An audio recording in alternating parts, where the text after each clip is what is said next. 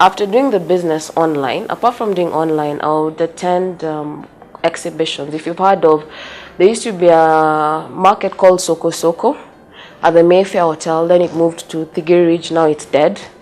And then there used to also be a market at the Gong Racecourse. These are Christmas fair. These exhibitions that happen through the year. The first one is in May, another one is in June. There's Bees Bars. So that's what I used to do for the last like 8 years or so in the business.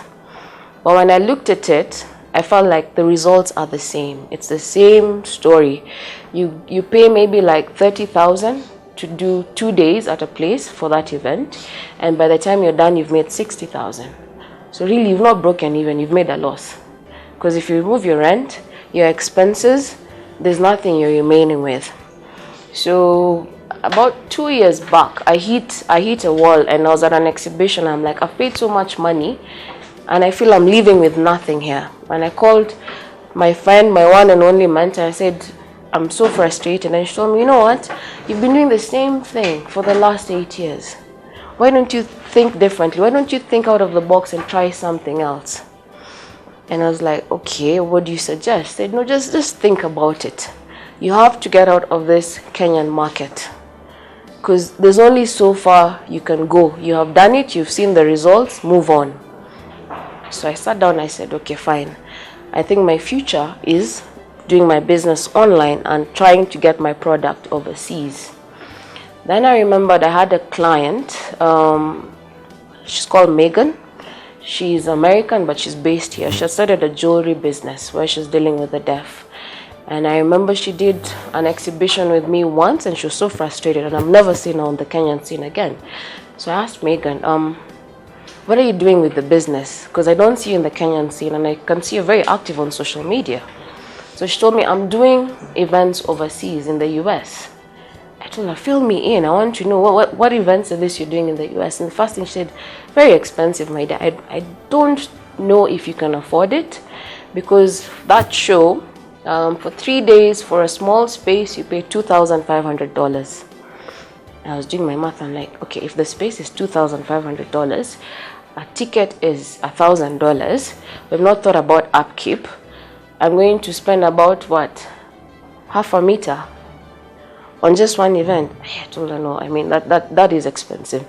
But she was like, but the good part is, in the same event, there's an organization that sponsors artisans. If they like your story, they know that your product is making a social impact, then they will sponsor you and give you the opportunity to be there. So here's the contact, sell your story. And that's exactly what I did. Remember, when I was getting girls on board, I was dealing with disadvantaged girls, and I was teaching them a skill. So there's some I taught a skill and they ran away, and there's some I taught a skill and they're still with me. So you give and you forget. So when I sent them my profile, they told me, oh, I'm sorry, you're on our waiting list. We will consider you for next time. I said, okay, now I've tried. Let me go back to the Kenyan market.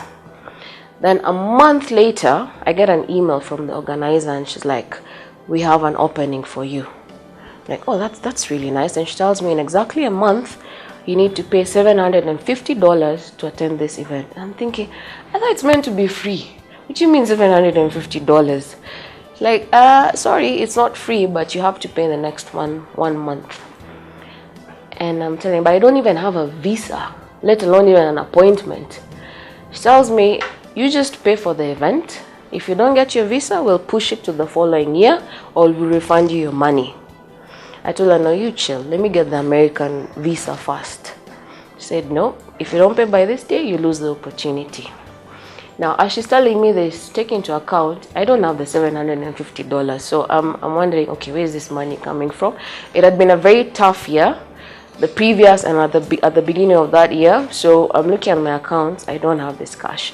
The only cash I have is $14,400, which is for the visa appointment, period. After that, it's me and my Lord. So I applied for my appointment. I paid the $14,400. The appointment was coming after the deadline for the payment. And she told me she's not going to hear of it. Pay so that you reserve your space. So I borrowed the money, I paid for the event.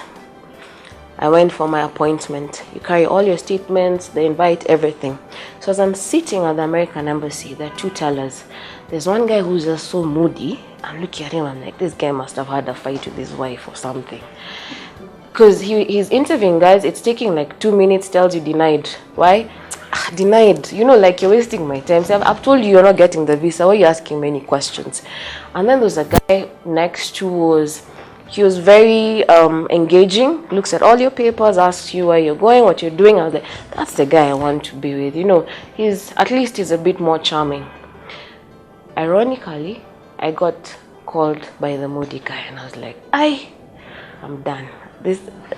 All the girls he's interviewed, no one has gotten a visa. Now, will it be me? So I went there. He asks me, what are you going to do there? I show him my invitation letter. I'm going for an event called NY Now. It's a really big event in New York. Have you done it before? No, I've not done it before. I've only done exhibitions in Kenya. And have you traveled? I'm like, yes, I've traveled, but not to the US. So I'm ready to now start removing my papers. He looks at it, he's like, okay, fine. Pick your visa in 2 weeks. So I look at him, I'm like, really? He's like, yeah, pick it in 2 weeks. And that story was over. So now my next challenge became, I need accommodation, and I need to look for money for my ticket, and I have exactly 2 months to be able to raise. My ticket was $1,300, and then there's accommodation. So I remembered I have a cousin in New York, so I'm sorted. The accommodation, I'm sorted. So I emailed him, I'm excited, I'm coming to New York, I'm coming for some event. He tells me, no, you're not going to stay at my place. Sort yourself out. Huh? So I call mom and my tears are here. I'm like, can you believe this guy? He's like, he has said no. She tells me, it's okay, these things happen. I'm like, no, it does not happen. This is my bro. Why is he refusing to give me accommodation? He told me, sort yourself out. Not at Ziati. When you reach there, call, You're on your own. Period. Hey, so now I'm stressed. I'm thinking, okay, I'm going there. I have no accommodation. I don't know anyone. So I started looking for accommodation. The cheapest hotels I'm seeing there are $120 a day. I'm like, that's just a bed and breakfast. And I'm supposed to be there for 2 weeks. Who's going to afford paying $120 for 14 days? I said, okay, now here I'm stuck. So as I was thinking through, mom mentions, oh, I have a friend who works in the UN in New York. Let me talk to her and find out if she can accommodate you. I had to rent a room in somebody's apartment. If you've heard of Airbnb, that's the way I had to go. And I was not in New York, I was in New Jersey, because the rates for people who are living like in Manhattan were not affordable. So I was paying $40 per night. That's just a bed. So I thought to myself, because it was a guy's house, I'm like, how are we going to live with a stranger who's a guy? We're in the same apartment. This is just weird. But the beauty was he was very helpful. When I arrived at the airport, he told me, just give me a call and I will send you a taxi. And the taxi will bring you to my place or wherever. I'll direct the taxi, so you'll wait for me there. And I'll show you how you'll be able to connect from New Jersey to where you're going. I'll show you all the connections. So at least he made my life a bit comfortable. But here's the thing. You're in New York, you don't know the subway system. I was really shocked, like my phone just went blank. I'm thinking, how am I going to communicate? The only way you're going to move around here is if you have internet. Because you try asking us for directions, they're like, so use Google Maps. You just key in where you're going, it will show you the direction. It's as simple as that. And you're like, we don't do that in Kenya. So what do you mean? To just tell me, take a right, left, you'll see this building, use your phone. So my friend came and picked me up. She's based in Texas, but coincidentally she happened to be she was coming to New York to pick up her sister. So she passed by where I was residing, took me into New York and showed me where we could buy a SIM card. And she told me, here people don't buy SIM cards. So when you start talking about SIM card, you will not communicate. But coincidentally, we managed to get a SIM card. And I think that SIM card I bought it for like $45. So you know that time you're doing the conversions, you're like, hey, this is expensive. And that's just for 1 month. But it was necessary because now it comes with internet and everything. That was the only way I was going to move around. Now she was showing me how you search your way around and how you move around, like using the subway. So you can imagine the amount of walking involved in New York. It's too expensive to cab. Remember, I'm on a very tight budget here. I get off at the wrong stop in the subway. I have to walk to the next subway so that I can find my way. And while I'm walking to the next one, I get lost again. So when I'm supposed to be at a place they tell you should be there in the next 30 minutes, it takes you 2 hours. Because you're trying to figure out, you're being told you should be on the 42nd Street West. You find yourself on East. And it feels like everything just looks the same. And when somebody is describing to you, you're not getting it. They're telling you, okay, you take a right, and you're like, aye. So you're just going in the same circle. So spending 2 weeks there, when I came back home, I'd lost weight. Guys are like, aye. You know, when guys go to the States, you're supposed to have put on weight. When Bono Mekonda, the amount of walking I've done, getting lost. So at least I finally learned my way around. And the event I was going for, NY Now, it's 5,000 exhibitors from all over the world. Now, they don't buy the product. They look and they place an order. If I like, I place an order. So the first thing I'd been told is, don't expect to get an order the first time. This is more of networking, people getting to know you. And I was telling Megan, that's madness. How can I spend so much money going all the way and you're telling me I won't even come out with $10 and I have debts back home? It's like, that's the way it works. And indeed, the first day it'll be, oh, this is nice. Send me an e-catalog. And I'm like, the product is here. What do you need an e-catalog for? I mean, you're seeing, if you like, just give me an order. So first day it was that. Second day it was that. My finances are slowly dwindling and people are saying, send me an e-catalog. I was thinking, did I really make the right choice being here? Because this is really draining me. On the third day, there's a couple that came in and they were so excited about the product. They're like, we've walked throughout this show. We usually come for this show and we haven't seen a product like yours. This is totally different. So we want to give you an order now and pay you now. Take your time, go back to Kenya, make the product, send them. And that was my saving grace. I didn't break even, but at least it helped me sort out some of the debts I'd incurred here.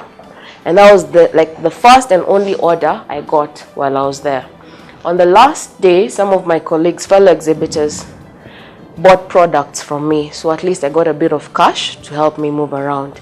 Now the beauty with this event is you have people exhibiting from different parts of the world.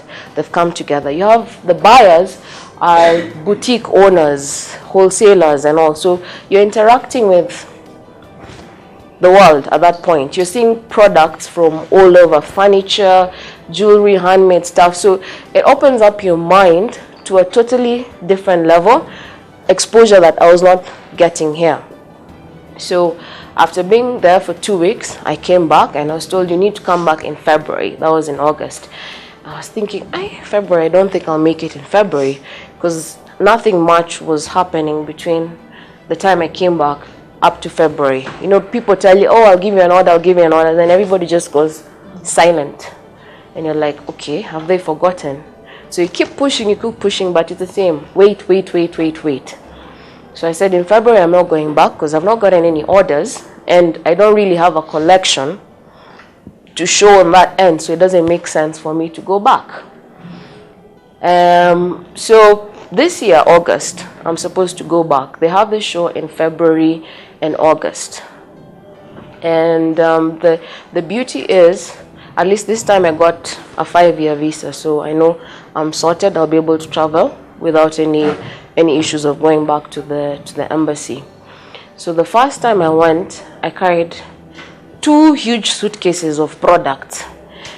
And when I arrived there, I met a friend, Tanzanian, and he was like, you brought the whole shop. If you'd have looked at the guy's stand, the guy had 5 items. 5 items strictly. And out of those 5 items, he was getting like one item. Somebody would say, I want 100 pieces of this, I want this. And they're telling me, this is how you travel. You travel light. You don't have to carry the whole shop here. When you come with the collection, the most it should be is 20. Don't carry everything here. Yeah. So those are some of the lessons I also learned. So come this time in August, I'll be a bit more set. And one of the things is, now when I was telling the folks I'm going back again, and they're like, "Aye, you're going to spend that money again?" And I'm like, "Yeah, I'm going to spend that money again." "And are you sure it's going to come back?" I said, "No, I don't know if it's going to come back, but it's business.